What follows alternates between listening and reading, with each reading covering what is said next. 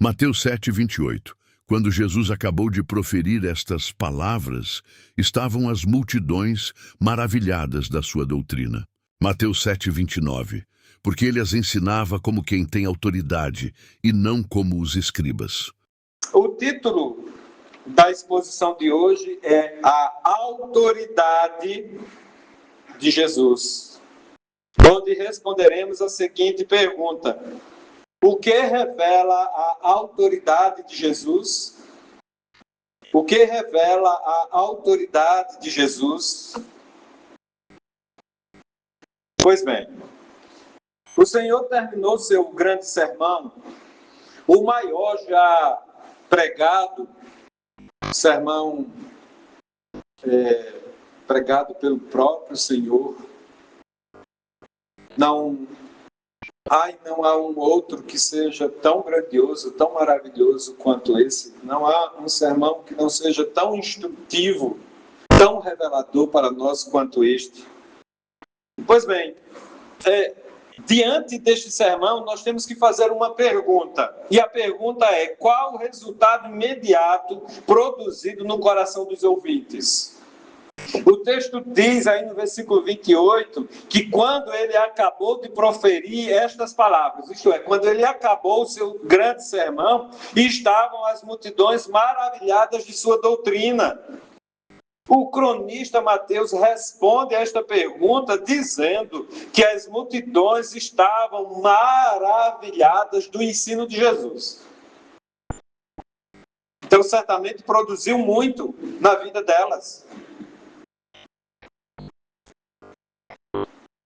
Ele revela, o cronista revela, que os olhos dos ouvintes estavam voltados não apenas para o conteúdo da mensagem, aquilo que Jesus acabara de pregar, mas para a pessoa e a identidade do pregador. A pessoa e a identidade do pregador são muito importantes. Tem muitos pregadores por aí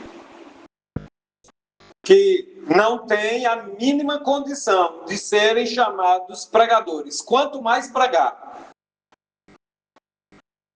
Mas Jesus, ele é diferente de todos, e eles estão voltados, eles estão com seus olhos voltados não somente para a mensagem, mas para aquele que está pregando. Ele tem idoneidade.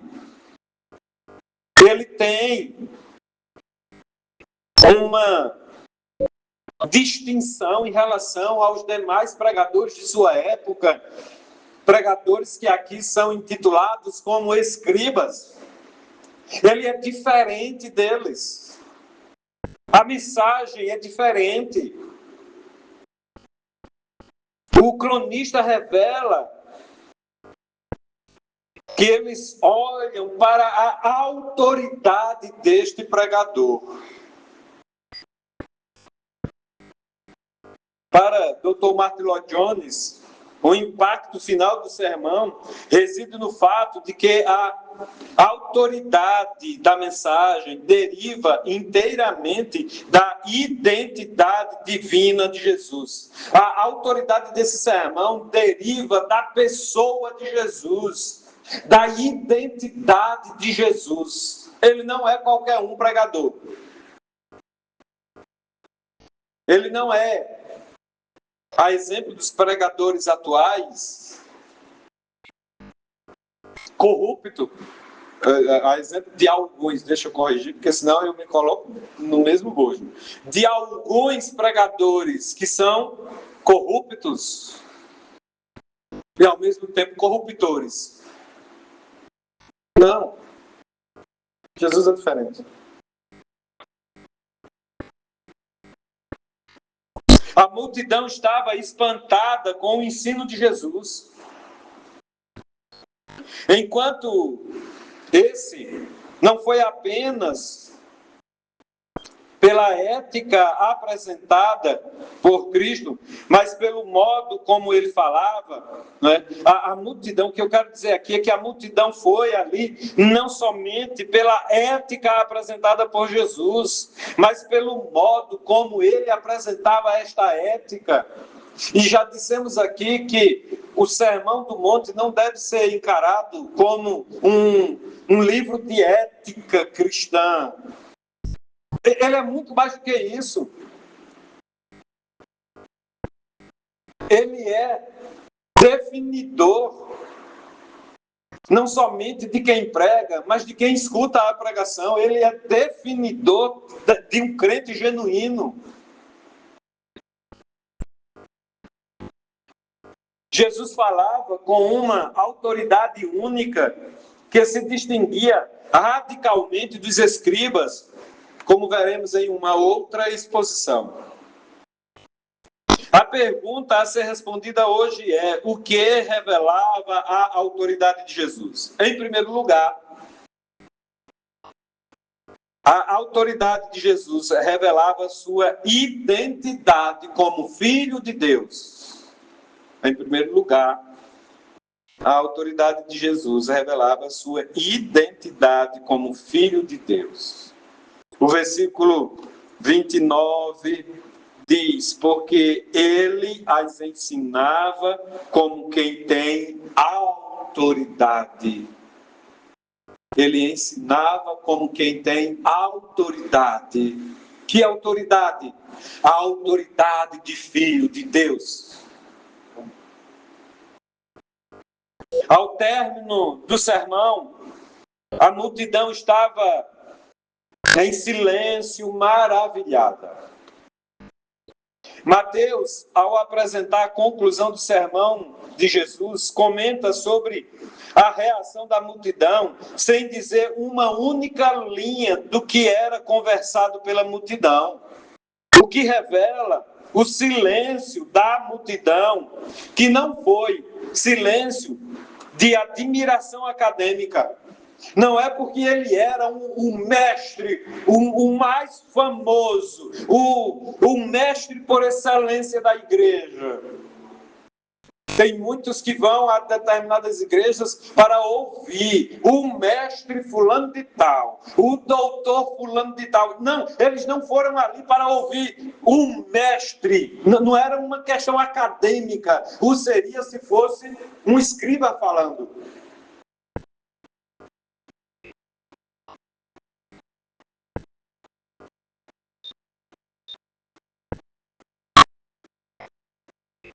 Mas eles estão ali espantados diante de alguém que falava como o próprio Deus. Por isso que eles vão ouvi-lo.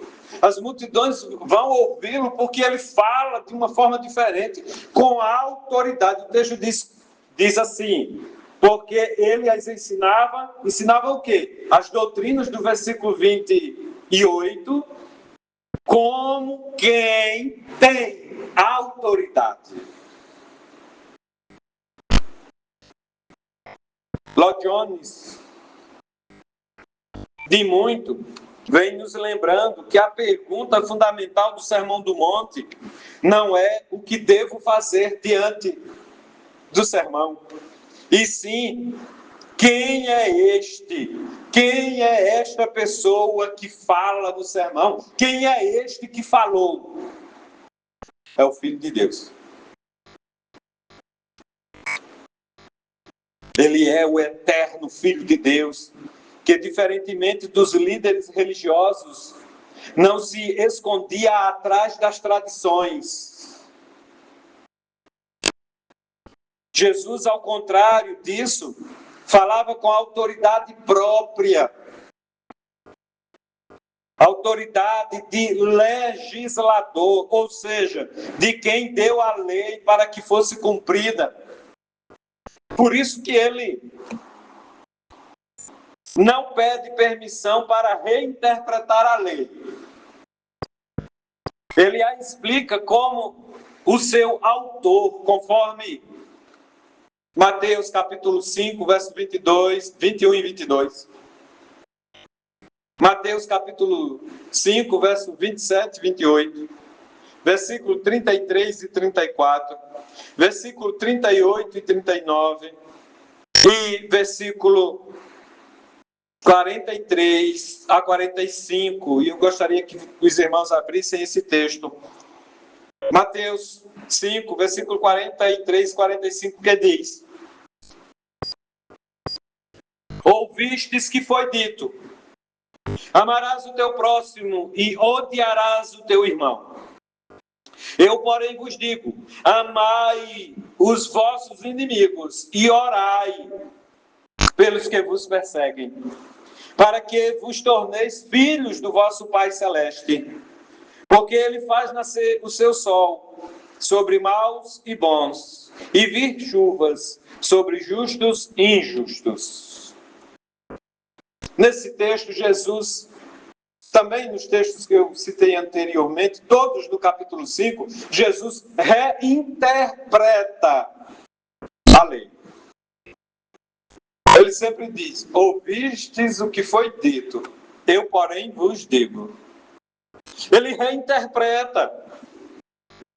Nesse caso aqui, do texto lido, a lei dizia: amarás o teu próximo, conforme descrito em Levítico, capítulo 19, verso 18. Mas a tradição da época, os escribas, os fariseus, a liderança,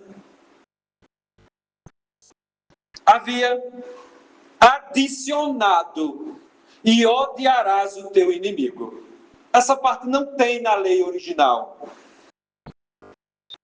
Jesus muda essa lógica ao propor o amor aos inimigos e a oração pelos perseguidores, para que sejamos parecidos com Deus, nosso Pai Celestial. Muitas vezes nós pensamos que, ao reinterpretar essa lei, Jesus está preocupado com os nossos inimigos ou o próximo. Está também, mas muito mais preocupado conosco. Ele quer que nós sejamos iguais a Deus, parecidos com Deus, que amou os seus inimigos, que mudou a sorte dos seus inimigos, que éramos nós. Ele quer que sejamos iguais a Ele. O que isso nos diz? Nos diz que Jesus não é apenas um exemplo a ser seguido, mas aquele a quem devemos nos submeter, porque Ele é o Filho de Deus. Só poderia mudar ou reinterpretar os termos da lei quem de fato deu a lei, quem de fato é filho de Deus, quem de fato é Deus. Nenhum outro poderia, ou mesmo não somente reinterpretar ou interpretar, mas ou adicionar, como no caso aqui, somente Ele. E hoje, conversando na escola bíblica, não é? Nas interações na escola bíblica lá na igreja em Bezerros, um irmão disse com relação à lei, né, que tem muitos que acreditam que nós não devemos cumprir a lei, já sabendo que nós cumprimos a lei quando Jesus reinterpreta a lei em 2 pontos: amarás a Deus sobre todas as coisas e ao teu próximo como a ti mesmo. E ele dizia: o que Jesus fez foi dificultar ainda mais o cumprimento da lei. Muitos acham que na graça é mais fácil cumprir a lei, mas não é, porque lá bastava tão somente a interpretação dos escribas, era que você cometeria adultério se você se deitasse com uma mulher. Aí Jesus vem e diz: não, basta pensar, já cometeu adultério. E só poderia fazer isso, ou seja, ele só poderia dá essa interpretação, né? E graças a Deus que ele deu essa interpretação, porque ao invés de cumprirmos 10, nós cumprimos 2, e nesses 2 estão contidos os 10. Graças a Deus por isso, mas é difícil. E só poderia mudar, dificultando ainda mais quem de fato deu a lei. Só o legislador poderia fazer isso. E nesse caso, o legislador é o próprio Filho de Deus. Por isso que ele tem autoridade. Por isso que ele fala como quem tem autoridade. Uma autoridade diferente das dos escribas. Ele não é apenas um exemplo a ser seguido, mas aquele a quem devemos nos submeter, porque ele é o Filho de Deus. Mais que isso, ele é o legislador, isto é, aquele que deu a lei para ser cumprida.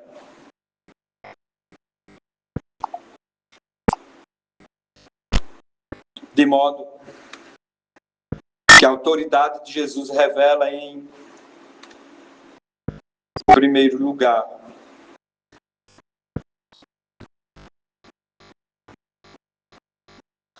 sua identidade como Filho de Deus. A autoridade de Jesus revela sua identidade como Filho de Deus. Segundo, a autoridade de Jesus revela a nossa total incapacidade espiritual.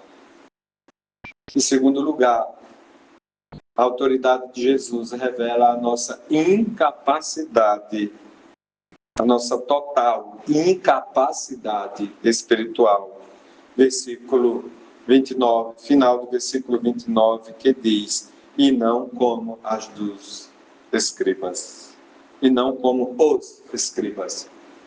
Se referindo àqueles que estavam imbuídos de autoridade para ensinar, para pregar.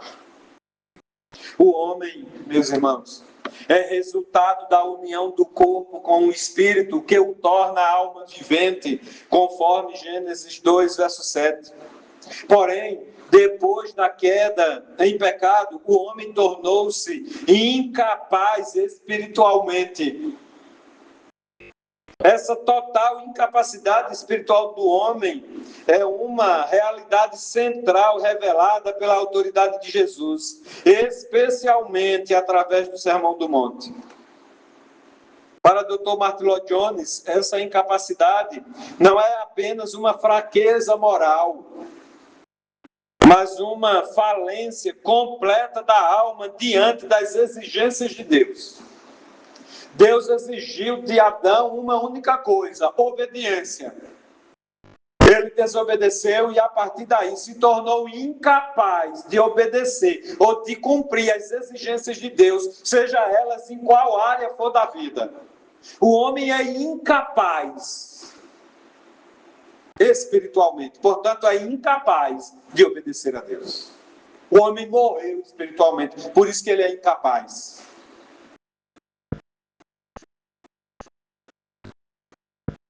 O homem não consegue mais obedecer a Deus. A desobediência de Adão, comendo do fruto da árvore do conhecimento do bem e do mal, conforme Gênesis 3,6, tornou toda a raça humana desobediente em todas as áreas desta vida. Não há uma única área da vida humana em que um homem consegue ou consiga ser obediente a Deus. Quando a gente pensa, ou quando a gente fala em incapacidade, né? Uma pessoa incapaz é aquela pessoa que tem uma deficiência física, é uma pessoa que tem uma deficiência mental. Vocês estão acompanhando o raciocínio, né? Uma pessoa incapaz, uma pessoa que chegou a uma idade avançada e entrou num processo de demência, é incapaz, ele não pode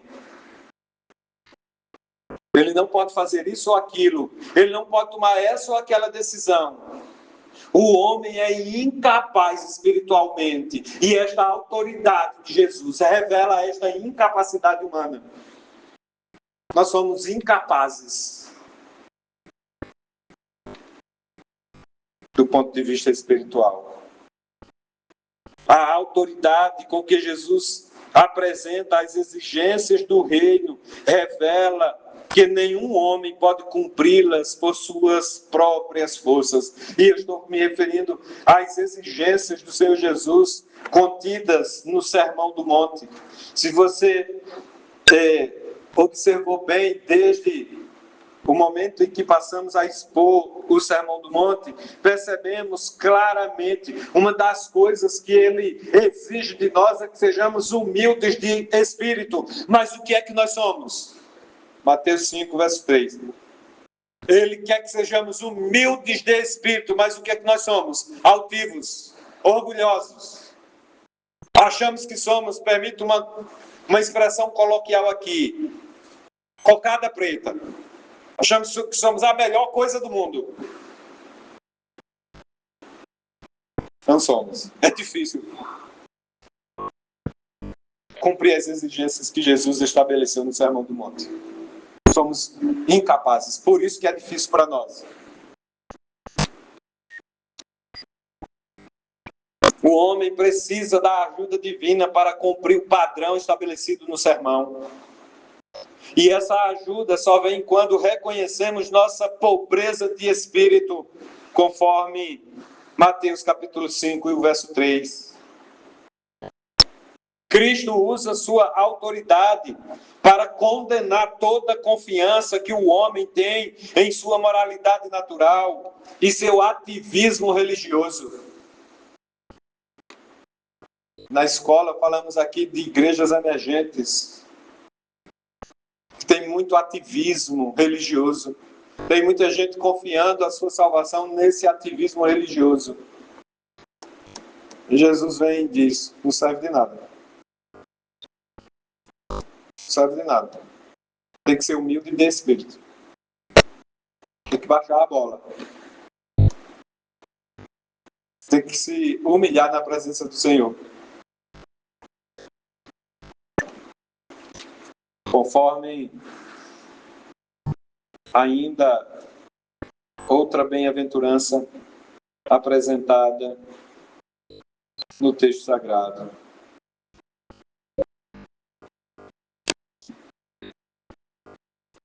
Bem-aventurados os humildes de espírito, porque deles é o reino dos céus.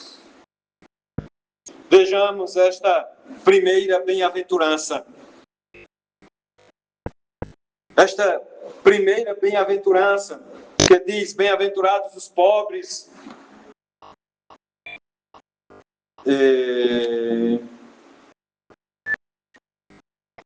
de espírito, ou humildes de espírito, né? No texto aqui eu acabo de ler humildes, né?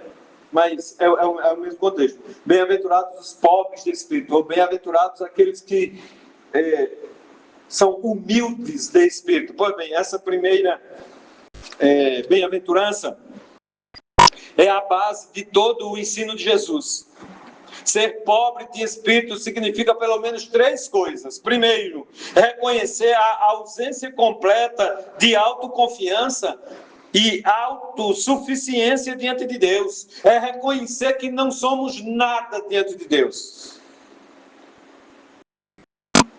Segundo, é compreender que somos espiritualmente destituídos e dependentes, sem recursos próprios para preencher nossas necessidades espirituais. Ser pobre de espírito ou humilde de espírito é compreender que somos espiritualmente destituídos e totalmente dependentes de Deus para qualquer coisa nesta vida. Especialmente sermos salvos. Terceiro, é admitir que mesmo que façamos tudo o que nos foi ordenado, somos apenas servos inúteis. conforme descrito em Lucas capítulo 17 e o verso 10. Nós podemos fazer tudo, participar de todas as programações, sabe? As programações litúrgicas, sejam elas quais forem. Nós podemos cantar os melhores cânticos, nós podemos fazer as orações mais bonitas, mais eloquentes. Nós podemos fazer tudo. Ainda assim, somos servos inúteis. Servos que necessitam da graça de Deus. Servos que necessitam da bênção dele, do agir dele, da mão estendida. O versículo 29 revela a superioridade do ensino de Jesus sobre o ensino dos escribas. Eles se achavam superiores aos outros, especialmente no conhecimento. Mas quando ensinavam sem autoridade, porque eram incapazes espiritualmente falando. Ou seja, eles eram pecadores como qualquer outro pecador. Sendo assim, a autoridade de Jesus revela essa incapacidade espiritual dos escribas e de todos os demais homens dos quais nós fazemos parte. De modo que a autoridade de Jesus revela, em segundo lugar, nossa total incapacidade espiritual.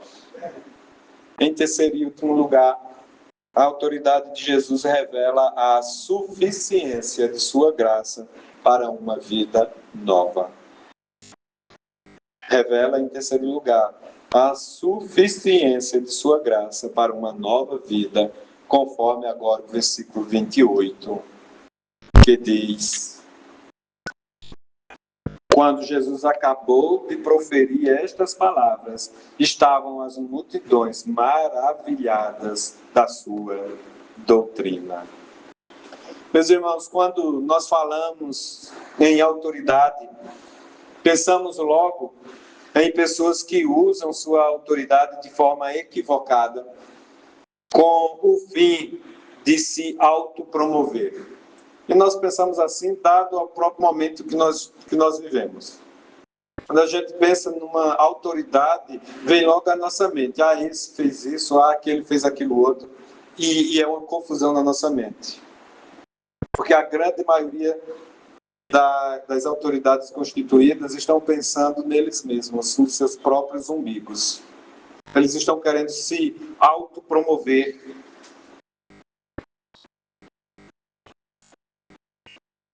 Ainda que tivéssemos algum tipo de autoridade, ela seria insuficiente para recriar o homem. Olha, qualquer autoridade dessas que estão aí, quer seja nacional ou de outro país, olha, qualquer autoridade, veja se elas têm poder para recriar o ser humano.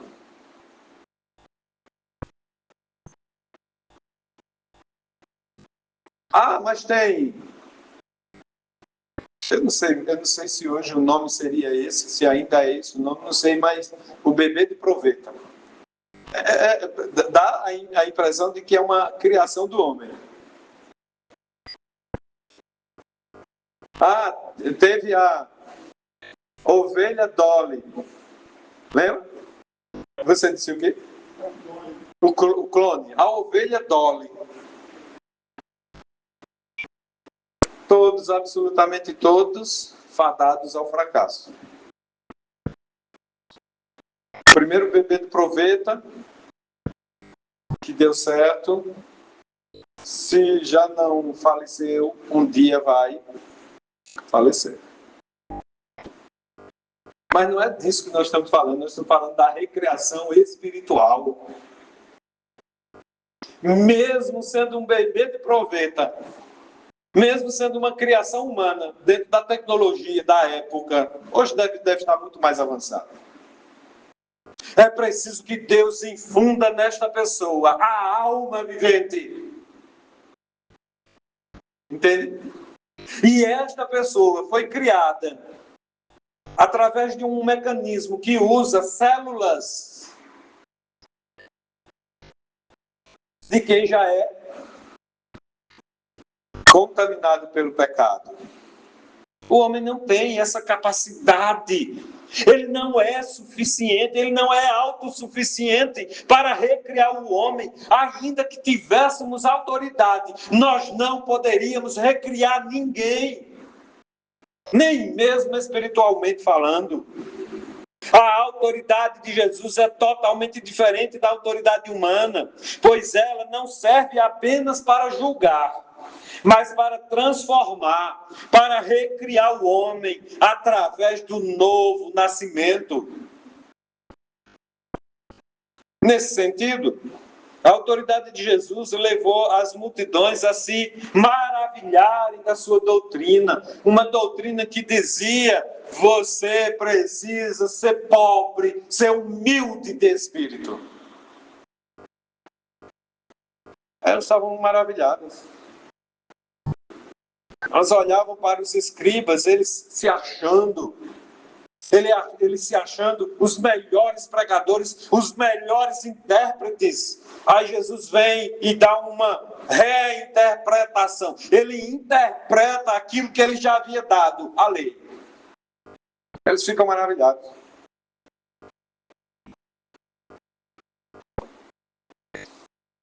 Uma doutrina, a doutrina de Jesus, uma doutrina que revela a necessidade absoluta do novo nascimento, também chamado de regeneração. O homem precisa ser regenerado, recriado. E a regeneração é a única saída para uma vida cristã em conformidade com os padrões estabelecidos pelo próprio Sermão do Monte. Se a gente quiser seguir o Sermão do Monte por nós mesmos, sem termos sido recriados por Deus, nós não conseguiremos. Somente se formos regenerados, recriados, refeitos em Cristo Jesus. O homem natural não possui o poder para viver o que Jesus ordena, simplesmente porque ainda é o velho homem, e o não por ser velho em idade, isto é, ser idoso, mas porque sua natureza é a do primeiro Adão, uma natureza corrompida, uma natureza deficitária, insuficiente para qualquer coisa, uma natureza finita por causa do pecado. Somente a autoridade de Jesus tem o poder de nos tornar novas criaturas, infinitos, uma alma que foi trazida à vida e agora é infinita, uma alma que consegue cumprir os mandamentos, que consegue ser, de fato, conforme a imagem de Jesus, uma alma que agora, santificada, purificada, tem a condição de ir para o céu e viver a eternidade com Deus. Somente o Senhor Jesus tem este poder. Por isso que as grandes multidões estão assim espantadas, maravilhadas com esta autoridade.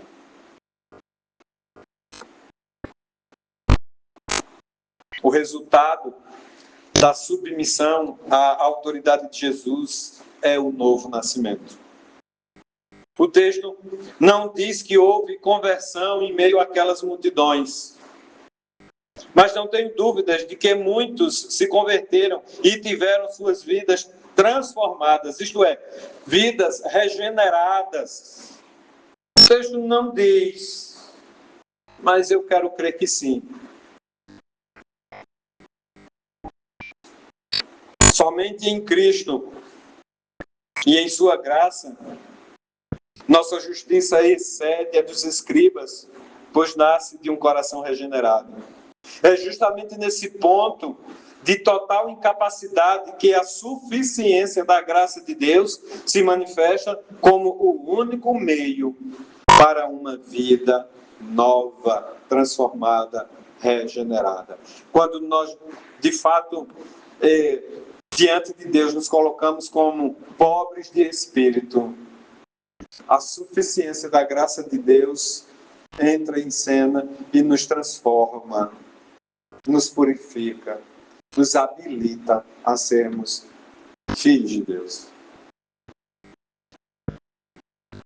Meus irmãos, a autoridade de Jesus, conforme revelada no encerramento do Sermão do Monte, não é meramente acadêmica ou delegada, como no caso dos escribas, mas é a autoridade soberana do próprio legislador, do próprio doador da vida, do próprio Filho de Deus. Portanto, não saiamos deste sermão apenas admirados ou surpresos dessa autoridade, ou admirados, surpresos com a autoridade de Jesus. Prostremo-nos diante dessa autoridade. Reconheçamos que somos incapazes de ser santos por nós mesmos e recebamos de Jesus a nova vida que sua autoridade comprou na cruz. Em outras palavras, diante da revelação apresentada no texto a respeito da autoridade de Jesus, que, repito, em primeiro lugar, sua identidade como Filho de Deus, em segundo lugar, a nossa total incapacidade espiritual, e em terceiro lugar, a suficiência da graça para uma vida nova, nos prostremos diante desta autoridade, Jesus. Somente prostrados diante desta autoridade é que nós seremos transformados, regenerados, refeitos, purificados, e aí sim, filhos de Deus. Que Deus nos abençoe e que nos ajude nesse ato de nos prostrar diante do Senhor Jesus. Oremos. Senhor, obrigado por mais um culto. Obrigado porque se o Senhor não tivesse nos abençoado e nos ajudado, nós não teríamos chegado aqui, não teríamos prestado nosso culto ao Senhor esta noite. Se não tivesse sido a graça do Senhor na nossa vida, certamente nós teríamos escolhido qualquer outra coisa para fazer.